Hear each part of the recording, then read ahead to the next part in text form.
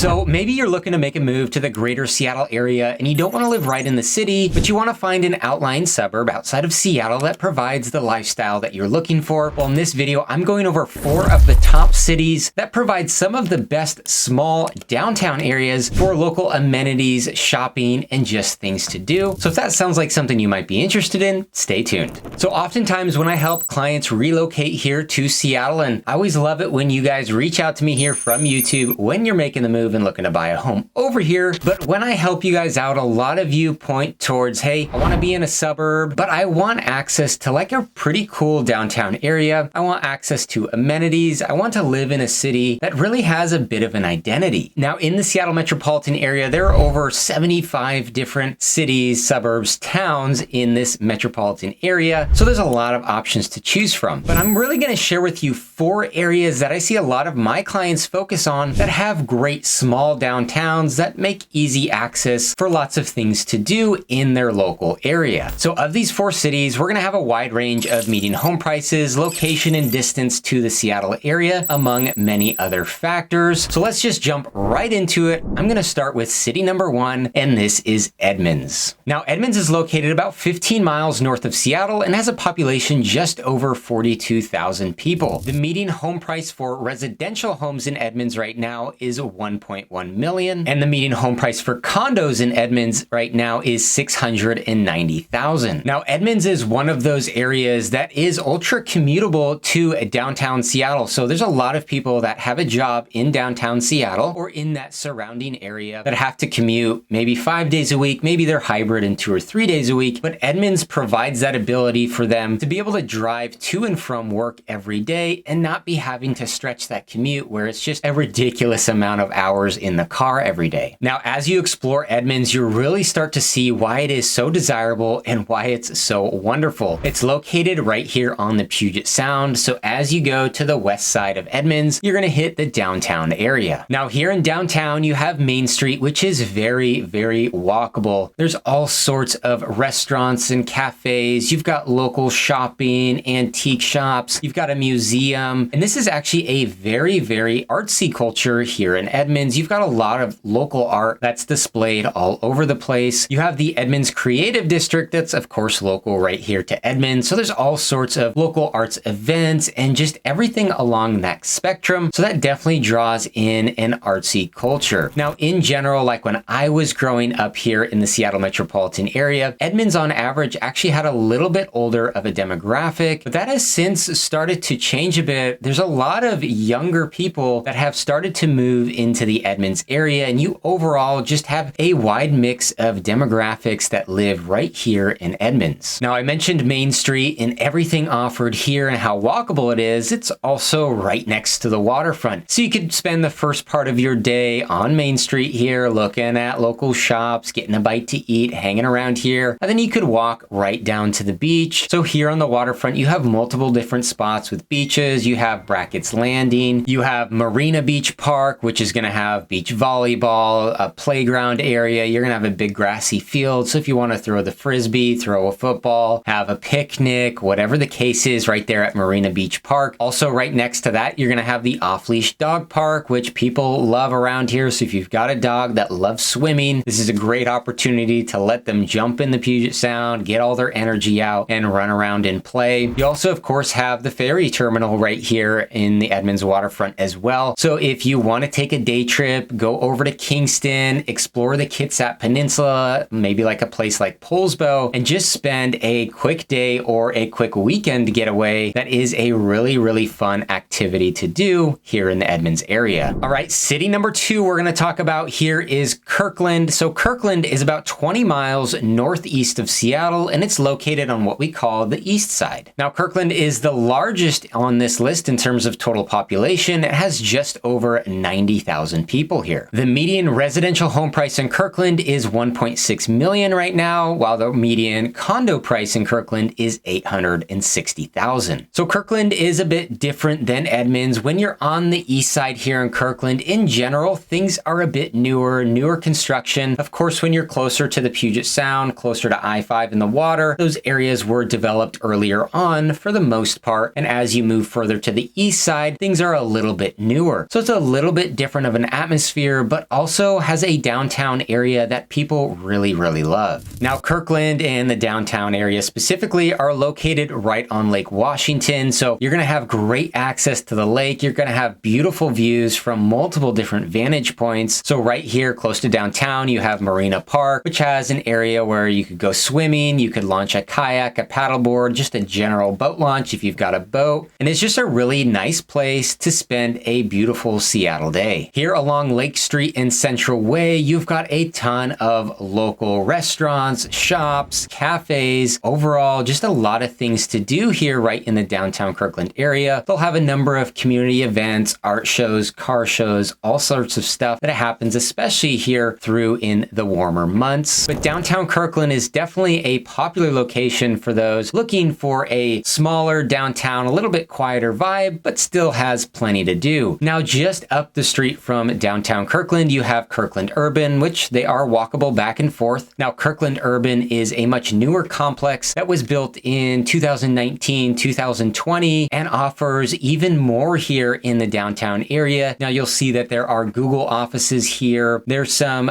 condo apartment style living as well, but you're going to have more local shopping. You're going to have more local dining activities like a golf simulator, all sorts of stuff to do here again at Kirkland Urban, and many will work right here. So for those that are taking a job maybe at Google or one of the other offices nearby, you are very walkable to grocery store, to again restaurants. You have Peter Kirk Park right here as well at the base of Kirkland Urban with a basketball court, play area for the kids, tennis courts, sports field. So really nice to have close by, again, especially on a nice Seattle day. In terms of the real estate available, you have a number of great neighborhoods. Just up the hill from downtown Kirkland, you have neighborhoods like west of Market or Norkirk, which provides people the opportunity to live in a residential neighborhood, but still be very, very close to downtown, potentially even walkable to downtown Kirkland. You can continue to expand further outside of Kirkland, and those home prices will start to drop a little bit as you get further from downtown, but there are a number of other great neighborhoods in and around the entire Kirkland area. Now, of course, this is a more central location, so it's a little bit busier. You're located right here on 405, and there's a lot of folks that have a job here, maybe on the east side area. Maybe it's at a place like Google in Kirkland, or you're working in Bellevue or Redmond at one of the other top companies nearby. But this is an area that, again, provides a location that can be commutable to one of these high-paying jobs 5 days a week. All right, city number 3 we're going to talk about here is Snohomish. Now, Snohomish is located 40 miles north of Seattle. It's much smaller, and the population here is just over 10,200 people. The median residential home price here in Snohomish right now is $870,000, while the median condo price is $460,000. Now, Snohomish is going to be quite a change of pace from these other two areas, Edmonds and Kirkland, that I mentioned. Of course, it is located much further north, so it's not quite as commutable to some of the most high-paying jobs in Seattle and Bellevue. So for those that work in office 5 days a week in one of those areas, typically don't end up moving up to Snohomish, though there are some people, and especially those that might work hybrid, that go to the office 2 or 3 days a week. There's a number of those individuals that will live up in the Snohomish area because it gives them a little bit different of a lifestyle. Now, Snohomish is more of a rural or a semi-rural town, so as you get out here, you'll just notice that the change of pace out here, it's much slower, it's much more open. There's a lot of open farmland, there's a lot of acreage properties out here, so people often come out here when they want a lot more space and they want to be away from all the hustle and bustle. Now, of course, this video is about great small downtown areas, and Snohomish definitely has one. Located right here on the Snohomish River, downtown Snohomish, historic downtown Snohomish, has a number of great restaurants and shopping right here on First Avenue. They also have a ton of community events, local festivals, farmers markets, car shows, art shows, all sorts of stuff that happens here in Snohomish. It's a very community-centric area, and you really feel that when you're here in Snohomish, especially on like a nice weekend day, and you see all the people out and about walking around, grabbing a bite to eat, grabbing a drink, just enjoying the downtown Snohomish area. Now, it may not be quite as recreation friendly when it comes to water recreation that Edmonds you may have on the Puget Sound, or Kirkland you may have had on Lake Washington. You are located here on the Snohomish River, but not quite as much of a water attraction as those other locations. But you do have a lot nearby here in Snohomish. And what it's really known for, again, like I mentioned, is that farmland. You have a ton of pumpkin patches and corn mazes. You pick berry farms, fruit farms, flower farms, sunflower fields. You've got